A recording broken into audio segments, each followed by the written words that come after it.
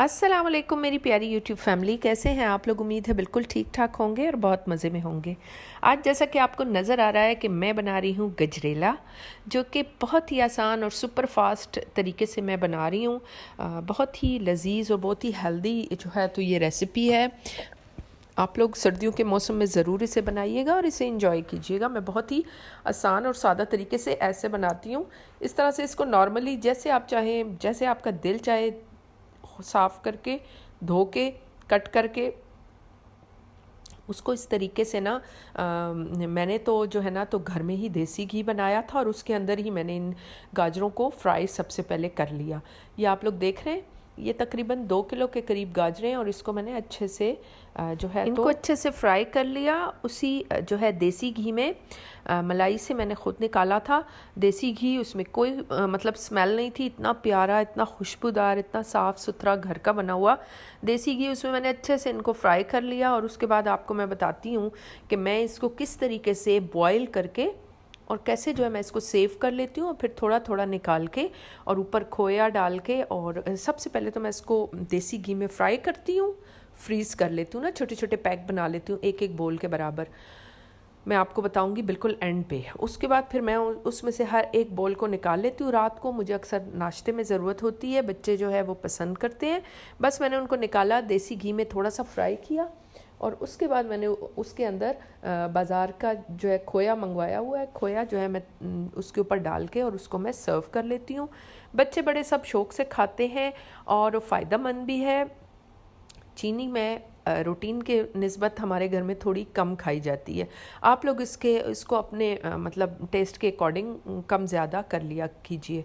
तो ये इस तरीके से मैं, आप देखिए, इसको मैंने बहुत अच्छे तरीके से मैंने इसकी बुनाई की थी और ये सारी बुनाई जो है मैं प्रेशर कुकर के अंदर कर रही हूँ।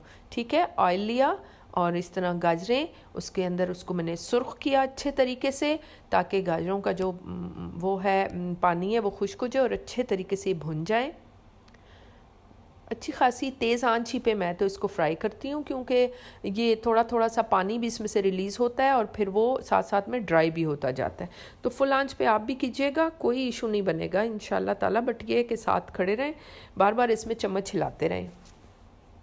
अब इसमें 3 अदद मैंने कार्डमम यानी कि छोटी इलायची, हरी इलायची मैंने इसमें डाल दी ताकि खुशबू भी आए और ये इस मतलब मौके पर ये बहुत अच्छे से गल भी जाएंगी।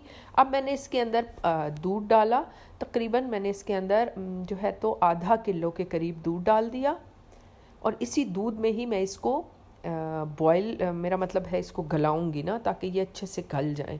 तो दूध में गली हुई जो गाजर होती है ना वो बहुत अच्छे तरीके से उसका जो टेस्ट है वो फ्लेवर बड़ा अच्छा देती है और ताकतवर भी होती है बच्चों के लिए। तो बस मैंने इसको अच्छे से देसी घी में फ्राई किया और उसके बाद आधा किलो मैंने इसके ऊपर दूध डाला और चीनी भी मैंने ऐड कर दी। चीनी जो है ना तो मैं अंदाज़े से आपको बता रही हूँ, मैंने तकरीबन 1 कप जो है चीनी डाली। आप चाहें तो बाद में बेशक चख के इस पे कम या ज़्यादा आप कर सकते हैं, चाहें तो इसकी जगह आप गुड़ भी इस्तेमाल कर सकते हैं। अंदाज़े से कोई बात नहीं, अगर कम हो जाए तो कम का इलाज है, ज़्यादा का इलाज नहीं है, मैं थोड़ा कम ही डालती हूँ।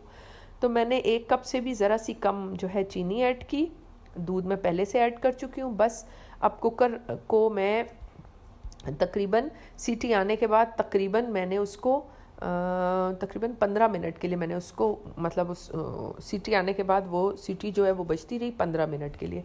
फिर मैंने कुकर को बंद वो कर दिया, थोड़ी देर ठंडा होने दिया। उसमें से जब जो उसकी जो गैस थी वो रिलीज़ हो गई तो उसके बाद जब मैंने उसको खोला तो वो इस कंडीशन में था, बिल्कुल परफेक्ट गाजरें गल चुकी हैं।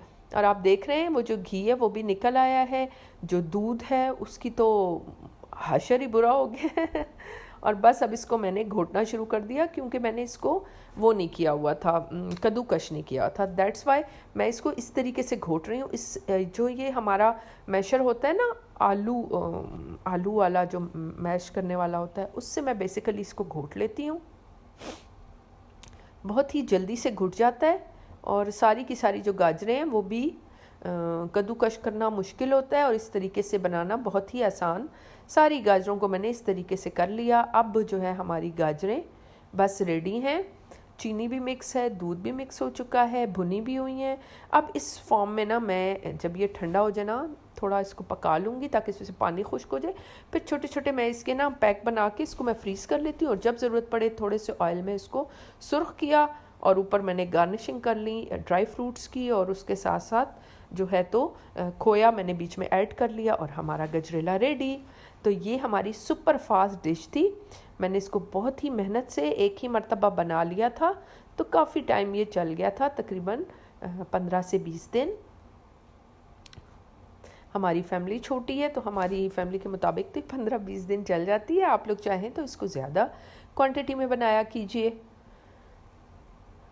आप लोग अगर मेरे चैनल पे नए हैं तो इसे ज़रूर सब्सक्राइब कर लें और इसके साथ साथ बेल आइकन को भी प्रेस कर दें ताकि हर नई आने वाली वीडियो आप तक इसी तरह पहुंच सके और आप लोग उसको खूब इंजॉय कर सकें। इस तरह से मैंने उसको भुनाई की ताकि जितना दूध है वो भी खुश्क हो जाए और साथ में घी भी निकल आए।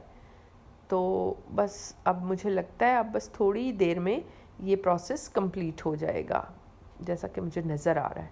तो चलिए गाजर के हलवे की गजरेले की फ़ाइनल शक्ल देखते हैं। अल्लाह हाफ़िज़।